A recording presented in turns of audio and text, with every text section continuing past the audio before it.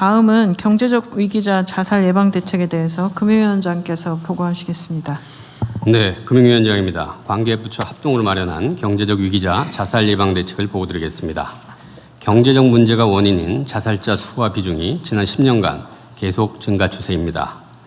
그 경로를 밑에 그림으로 보시면 실직 폐업 등으로 소득 충격이 발생할 때 이를 완충할 사회 안전망이 작동하지 않거나 재기의 기회가 부족한 경우 생활고가 채무 부담 문제로 전이되고 결국 혼자 감당하기 어렵다고 느낄 때 위험이 크게 증가됩니다. 국민주권정부는 출범 이후 범부처 자살 예방 전략 마련, 장기 채무 탕감 등 토용금융을 적극 추진하면서 최근 자살률이 감소 추세이긴 하지만 아직도 우리 주변에서 지원 제도를 알지 못하거나 사각지대의 발생으로 안타까운 사례들이 계속 나타나고 있습니다. 아울러 경제적 위기는 복합적인 요인에 기인하기 때문에 부처 간 유기적인 대응과 연계가 무엇보다 중요합니다. 이에 경제적 위기로 인한 자살은 우리 사회 구성원이 함께 막아야 할 사회적 타살이라는 인식하에 관계부처, 민간과 함께 종합대책을 마련했습니다. 1단계 위기 신호의 조기 포착, 2단계 채무와 생계 부담을 도는 긴급 대응, 3단계 다시 일어설 수 있도록 하는 재기 지원이 대책의 주요 내용이 되겠습니다. 다음 페이지 주요 추진 과제별 세부 내용 설명드리겠습니다. 먼저 국민의 눈높이에서 더 빨리, 더 촘촘히 살펴 위기 포착의 사각지대를 해소하겠습니다. 대통령님께서 지난 6월 국무회의에서 개인 부채에 대한 체계적인 조사와 관리, 지원 제도에 대한 홍보 강화 방안을 강구해달라고 말씀하셨습니다. 이에 무엇보다도 있는 지원 제도를 몰라 안타까운 사례가 발생하지 않도록 채무자 지원, 전담 체계를 구축하겠습니다. 박스에서 보시는 바와 같이 지금도 다양한 채무자 구제 지원 제도들이 있습니다. 신용회복위원회에서는 금융채무 조정 업무를, 대한법률구조공단에서는 개인회생 파산 소송 대리 업무를, 금감원에서는 불법사금융, 피해구제 등 여러 기관에서 다양한 지원 제도를 제공하고 있습니다. 그렇지만 빚에 시달리고 계신 분들 입장에서는 여전히 멀고 불편합니다. 그래서 빚과 관련된 문제가 생기면 화재는 119, 범죄는 112처럼 한 군데로 전화하면 모든 게 다 안내받고 연결될 수 있도록 채무자 지원 종합창구를 만들겠습니다. 지금의 신용회복위원회가 그 역할을 수행합니다. 전화번호는 1375입니다. 빚으로 지친 일삼을 한다는 일상치료. 네, 기억하시면 되겠습니다. 근데 이 대표 번호를 받기가 굉장히 쉽지 않습니다. 근데 과기부에서 적극적으로 협조해 주셨습니다. 아까 대통령께서 말씀하신 칸막이가 없어진 아주 대표적인 사례입니다. 예, 그리고 이게 국무회의의 힘입니다. 이게 얼마나 중요한지 실무자들이 충분히 이해하기 때문에 적극적으로 협의를 해주셨습니다. 이 자리 빌어 감사 말씀드리겠습니다. 마지막 페이지로 먼저 한번 이동 부탁드리겠습니다.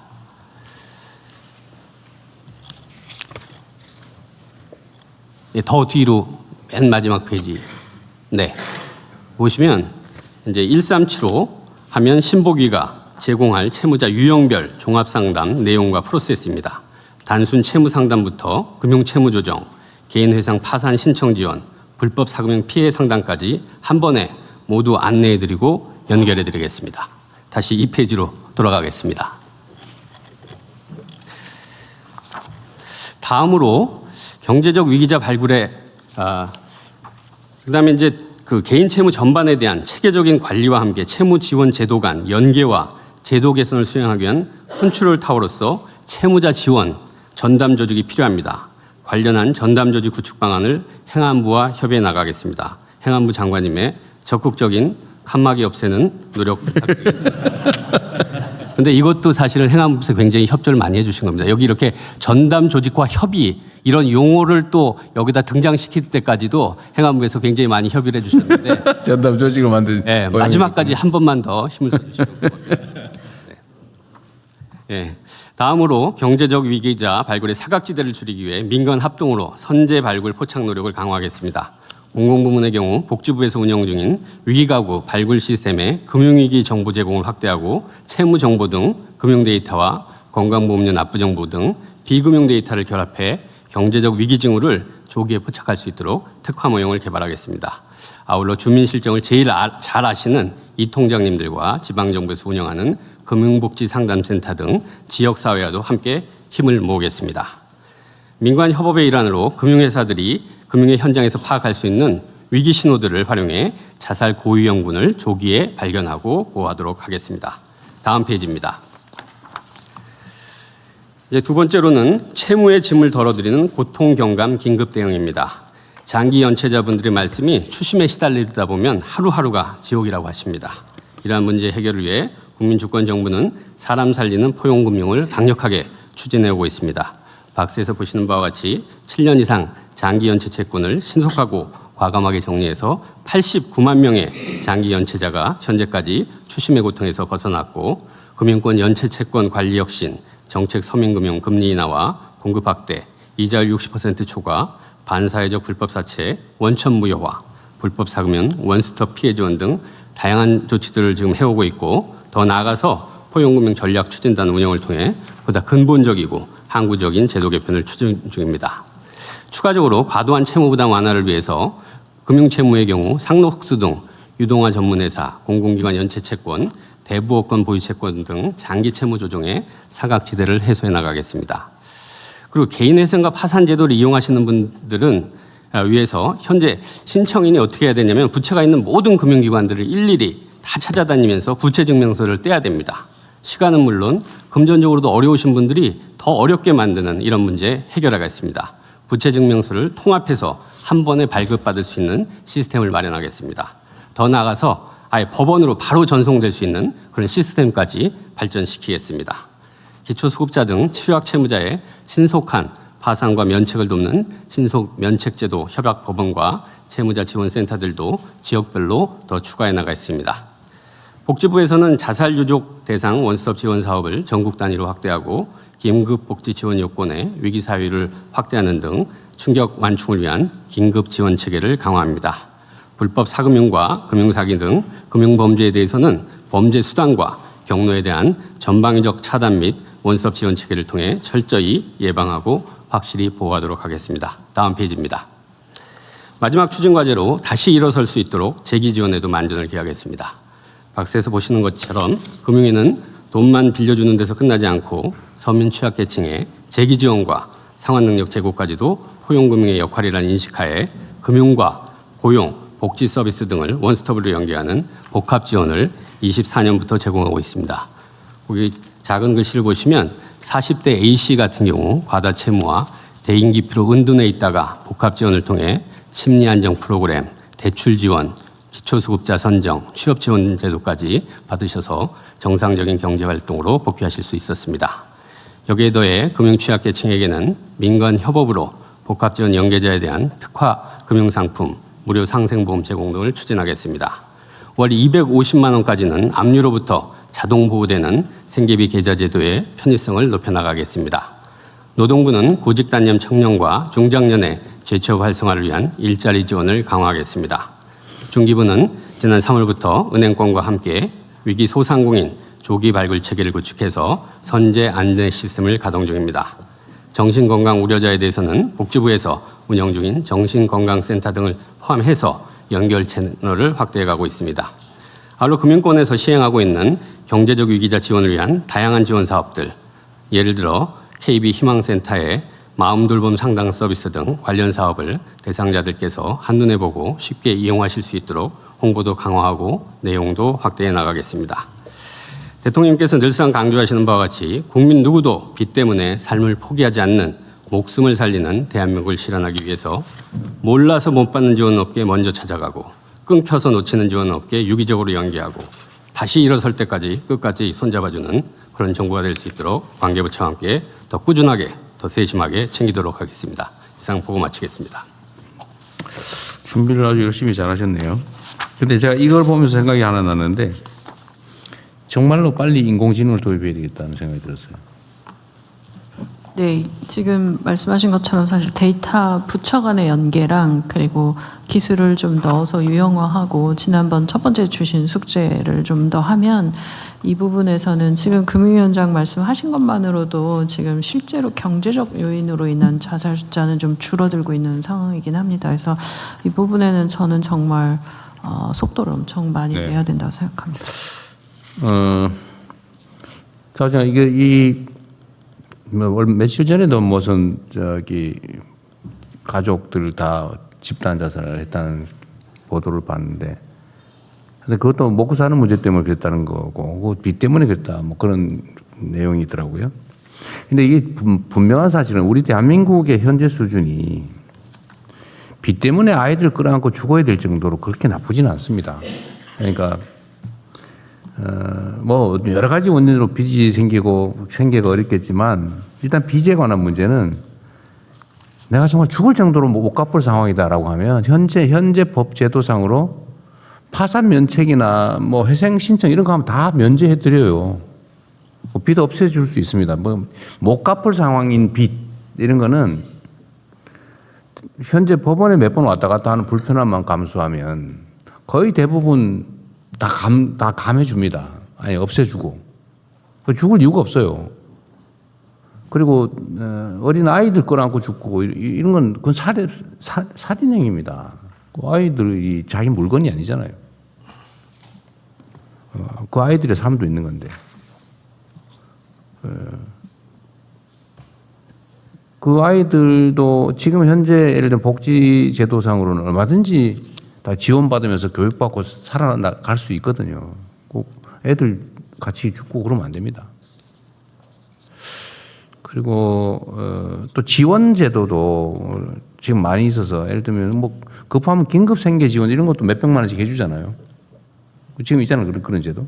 나 지금 정말 죽을 지경이다 라고 하면 아무것도 없다, 때거리 없다 이러면 그거 다 긴급 지원 제도로 300만 원인가 500만 원 주게 돼 있지 원래. 의료비 지원은 300만 원이고요. 의료비, 생계급여는 가구수에 좀 다르긴 한데 한 80에서 한 200 가까이. 예. 그리고 뭐 가구수에 따라서 그 후에 정말 상태가 어려우면 뭐 복지급여 대상자가 될 수도 있는 거고. 네, 그죠? 긴급 생계 지원, 긴급 의료 지원 다 가능합니다. 그러니까 빚이 있어서 앞으로 못 살겠다 평생 안 그래도 된다니까요. 이런 면책 제도들이 다 있다고요.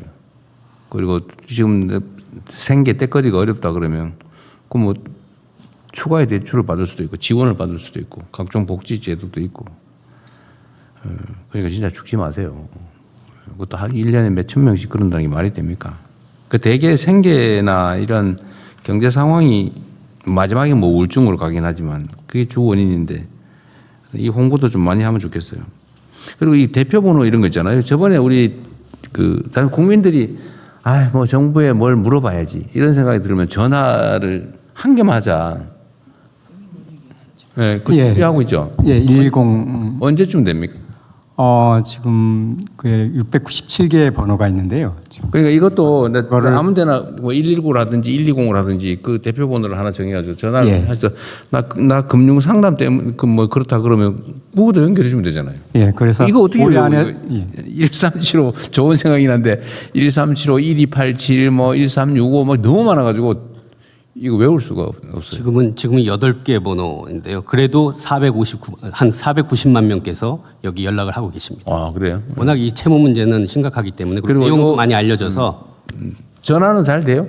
네네 이게, 전화하면 뭐 통화 중이고 이래가지고 화나게 하면 안 되는데. 이게 그래서 제일 그 우수한 걸로 어쨌든 그것도 하고 사실 더 다음 단계는 그거다 물어볼 게 아니고 인공지능한테 물어보면 되거든요. 예를 들면 그 핸드폰에다가 이렇게 내가 지금 힘들어 죽겠는데 이거 뭐 어떻게 방법이 없겠냐? 그러면 이렇게 하면 됩니다라고 말로 쫙 설명해 주고 지금 얼마든지 가능할 것 같아요. 또 빨리 좀 만들면 좋겠고요. 그리고 이게 모르는 경우가 너무 많은데 요즘도 젊은이들이 어려우니까 그 뭐 50만 원어치 상품권 해가지고 300만 원 갚고 막 그런 거 하고 있잖아요. 아직도. 근데 이게 다 불법이고 안 갚아도 됩니다. 우리 그 이용하는 분들한테 제가 홍보 삼아 한 번 더 말씀을 드리면 예를 들면 50만 원 밀린데 선이자 뭐 10몇만 원, 20만 원 떼고 30만 원 주고 뭐 석 달 후에 뭐 100만 원 갚고 이거 다 무효예요. 그러니까 내가 내 손에 쥔 돈의 연간 20%를 초과하는 돈을 주기로 약속하면 원금까지 안 갚아도 됩니다. 지금 그렇게 돼 있죠. 3배. 3배면 원금은 안 갚아도 된다. 연간 60%가 넘으면 그러니까 내가 어째 30만 원을 받았는데 연간 계산해 가지고 6만 원, 12만 원 이상을 갚기로 약속이 돼 있으면 그 원금까지 안 갚아도 되는 거예요. 현행 법률상 그렇죠. 그리고 20%를 초과하는 건 이자는 아예 안 내도 되는 거고. 현재 법이 그래요. 그리고 현재 이거 돈 이렇게 이자 너무 과도하게 빌려주는 거 처벌 조항이 지금 대부업법 위반으로만 처벌하죠. 이자율이 60% 넘었다, 3배를 넘었다. 법정 이자에 5배 넘으면 형사처벌하고 하는 이런 조항은 없죠. 제가 당에 있을 때 이건 20% 넘으면은 이자 무효, 3배 넘으면은 원금 무효, 5번 넘으면 형사처벌 이렇게 하자고 했는데 형사처벌 조항은 결국 못 만들었어요. 그것도 처벌을 해야 될 것 같아요. 이게 지금도 원금도 무효라고 했는데도 불구하고 지금 계속 한다는 거 아닙니까? 처벌해야 될 것 같아요. 이거 한번 법무부에서 검토를 한번 해보십시오. 그러니까 들어가겠습니다. 지금 20% 넘으면은 이자 안 내도 되고 안 줘도 되고 이자 무효. 이자가 60%를 넘는다라고 하면 원금까지 안 줘도 되고 안 갚아도 되고. 근데도 계속 한다고 하니까 사실상 압박하는 거잖아요. 예, 그럼 뭐 5배 약탈적 넘으면은 예. 형벌을 가하는 걸로. 그거 한번 검토. 예, 하여튼 여러 유형 검토하겠습니다. 네. 그리고 생계비 계좌도 매우 중요한데 이게 빚쟁이가 되면 계좌를 틀 수 없다는 게 상식이잖아요. 근데 지금 법을 어쨌든 새로 만들어서 신고된 한개 계좌는 250만 원까지는 압류되지 않는다라는 거잖아요. 이것도 모르는 분이 많아요. 그러니까 250만 원까지 이게 한 달 생계비를 받을 수 있는 입금 받을 수 있는 정도인데 하여튼 250만 원까지는 압류가 안 된다. 300만 원이 넘으면 50만 원밖에 압류가 안 된다. 이 250만 원 보호가 되니까 250만 원 넣었다 빼고 250만 원 다시 넣고 해도 압류 안 당한다 그 말이에요. 그죠? 지금 최근에 저 통계 보니까 한 28만 계좌가 벌써 그래요? 예, 신규로 개설됐습니다. 생계비 압류 금지 계좌. 이거 아무나 하나는 해주는 거잖아요. 네, 맞습니다. 아무나? 네, 네. 대통령님 이쪽 이 지원 방안 관련해서 하나 좀 빠져 있는 게 대통령이 네. 말씀하신 대로 법원 쪽 일입니다. 면책 이제 파산하고 회생할 때 사실 자살자 상황까지 가려면 사실 제일 중요한 게 회생 파산인데 이것도 파산 면책이지. 파산 면책인데 이 서울회생법원은 실무 준칙이 있어서 이게 24개월까지 면책 특례를 해주고 뭐 36개월까지 안 해도 됩니다. 근데 서울회생법원만 그렇고 다른 회생법원은 또 차이가 있습니다. 그러니까 회생도 지금 지역 간 격차가 있거든요. 이거 법원의 문제이긴 한데 그것도 좀 조정해야 되고 이 특례가 또 30세까지만 돼 있습니다. 청년이 우리 뭐 법에는 청년 34세까지 돼 있는데 그래서 이런 것도 좀 조정하고 그래서 법원 문제 제일 중요한 게 사실 회생 파산이니까 면책 기간 이 제도들을 좀 대화를 해서 좀 그러면요. 조정을 해야 됩니다. 이렇게 하시죠. 일단은 기준이 전국적으로 다른 거는 그 일단 당장 문제니까 회생 파산에 관한 법률의 취지에 반하지 않으면 일정한 기준을 정해 줄 수는 있을 것 같아요.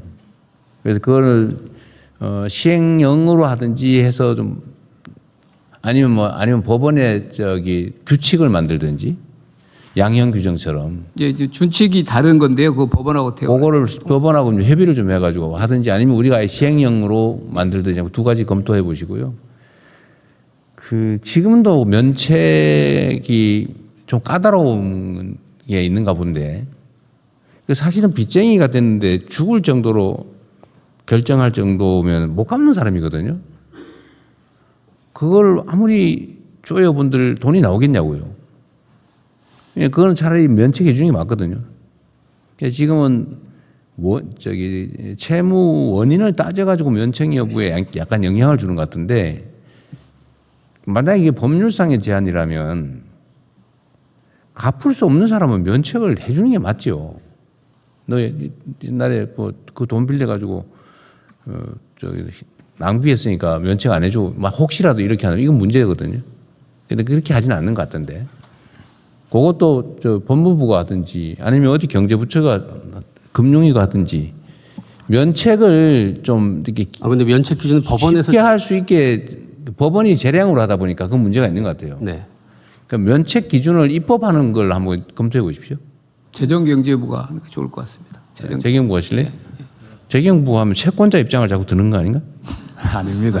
금융위가 해야 채무자 쪽 사고를 하지 채무자적 사고를 하지 않을까요? 우리 같이 하십시오. 네네. 보겠습니다. 저희들 같은 경우는 그래서 이제 그 신용회복위원회에서 자기들이 기초생보자 같은 경우는 조사자를 다 만들어줍니다. 그래서 그걸 넘기면 그 법원에서 받을 때 그건 완전히 신속 면책으로 바로 이어질 수 있도록 그렇게 하고 있습니다. 야간에 우리 국민들께서 잘 모르기도 하고 특히 이제 형편 어렵고 이러면 점점 이제 이런 정보가 부족하거든요. 근데 이거를 정보 접근이 좀 쉽게 하는 거 또 필요하면 예를 들면 아무데나 전화기 대고 물어볼 수 있게 그 우리가 원래 그거 하기로 했잖아요. 전화기의 최저 통신은 보장하기로 했잖아요.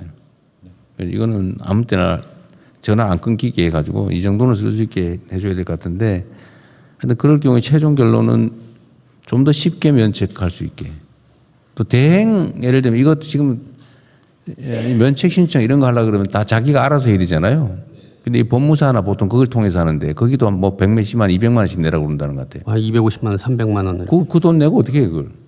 그래서 지금 신보기에서도 신보기로 먼저 들어오면 그쪽으로 하는 게 적절하다 그러면 보내면서 저희들도 그 구조를 붙이고요. 법률구조공단에서도 지원하는 제도가 좀 있고. 구조공단은 이거 좀 잘 예, 지금 이게 저 전국에 올해 전주하고 제주까지 늘려갔고요.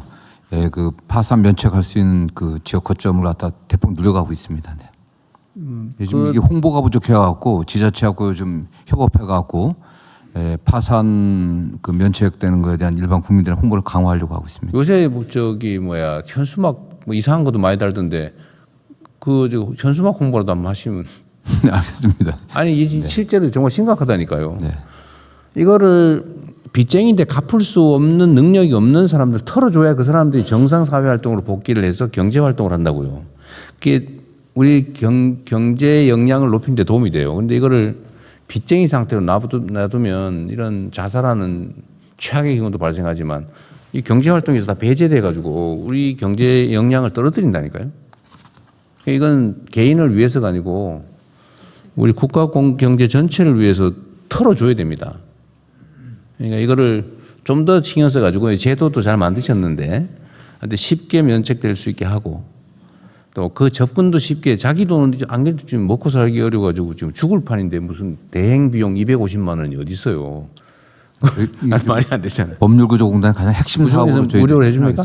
예, 예, 100% 무료로 해줘요? 예, 그렇습니다. 아 인지대까지? 인지대 넣는 거 아니에요? 거의 무료입니다. 지금 지난해 같은 경우는 한 2만 한 3천 명 이상 저희들이 처리를 했습니다. 여러분 우리나라 수준으로 그 다 해결해 주려면 1년에 한 100만 명씩은 해야 예, 예. 몇 년 동안 해야 뭐 좀 정리가 집중적으로 올해 이걸 좀 예산 부족하면 저 기획 예산처가 좀 더 어디 확보해 주는 방법을 강구해 보고요. 그럼 그 홍보를 좀 많이 하십시오. 근데 저도 그런 상담이 요새도 가끔 오거든요. 네. 면책하다 했는데 어디 법무사 사무실 갔더니 뭐 얼마 달라 그러는데 내가 그 돈이 어디 있냐. 그건 안 들어요. 요새 와요. 네. 나 그 구조공단에서 해주는 몰랐는데 구조공단이 그러면 홍보를 대대적으로 좀 하십시오. 예, 또 올해 좀 제가 지난번에 그 구조공단 업무 보고 받으면서도 일반 국민들이 잘 모르고 있다 구조공단 몰라요. 사업 자체를 그렇기 때문에 홍보에 집중하고 대폭 늘려보는 게 우리 핵심 사업으로 좀 삼고 있습니다. 오히려 이런 홍보는 많이 있습니다. 이거 저 150만 원에 해드립니다. 네, 그런 거는 있어. 근데 맞습니다. 변호사 무료로 해준다는 홍보를 못 봤거든요. 어쨌든 이게 빚 문제 때문에 사람 자살하는 문제는 정말 앞으로는 안 들었으면 좋겠어요. 네, 이 부분은 계속 말씀 네, 주셨 총리께서 좀 각별히 챙겨봐 주십시오. 네, 다 보겠습니다. 그리고 말씀 주신 것처럼 사실 이제 홍보를 잘 해라 하시면 저희가 통상적으로 알고 있는 온라인에 이렇게 쇼컷 만들어서 올리고 이런 방식인데 실제 그거에 접근할 수 있는 분인지 아닌지에 대한 고려가 좀 없이 일방적인 알림 수준인 것 같아서 이 상황별 좀 홍보 대책에 대해서도 좀 더 전문적인 접근들을 좀 해야 될 거라는 생각이 들고요. 저는 지난번에 행안부에서 그 호우주의 관련해서 말씀 주실 때 기술적인 대안도 있지만 그 노인들 이동하시는데 그냥 크게 사이렌을 울리셨다고 하거든요. 그러니까 이게 너무 좋은 방법인 거죠. 이렇게 하나하나 알리거나 뭐 앱이 가거나가 아니라 그냥 마을에 크게 사이렌을 울린다는 방식. 그러니까 저희가 홍보에 대해서 좀 다양한 접근 방법이 필요하다는 생각이고 정부가 제도를 가지고 있는 게 많은데 한편으로는 너무 많아서 이해를 잘 맞아요. 못하는 경우들이 많은 것 같습니다. 그래서 이 세부적인 제도를 너무 많이 만들다 보니 오히려 어떤 제도에 내가 가면 그 제도에 해당되지 않는다고 이렇게 대응하거나 그러다 보니 법률 전문가들의 도움을 빌려야 되는 이런 상황 속에 있어서 이 부분들도 좀 같이 살펴봐야 될 것 같습니다. 원스톱 서비스를 해야죠. 그리고 법무부는 그거 적극 검토해 주세요. 예. 현수막에 저 파산 면책 신청 무료로 해드립니다. 네, 좀 법률구조공단 몇 번. 예, 대통령님, 그 현수막 말씀드리니까 제가 이 자료 준비하면서 여기 말하는 지역금융복지상담센터 이 센터장을 네, 네. 만났는데 저희들은 이렇게 온라인 AI 뭐 이런 걸 했는데 이분 말씀이 그런 분들은 굉장히 심리적으로 위축돼 있어서 자기가 그 걸어놨던 현수막 그걸 보고 오신다고 그래서 제가 이게 보면 그런 게 되게 효과가 없을 것 같지만 또 상황에 따라서는 그런 것들도 굉장히 효과적으로 전달될 수 있는 매체가 될 수 있을 것 같습니다. 정당에서 이상한 현수막 많이 붙이는 것처럼 효과가 있어서 그걸 많이 하는 거예요.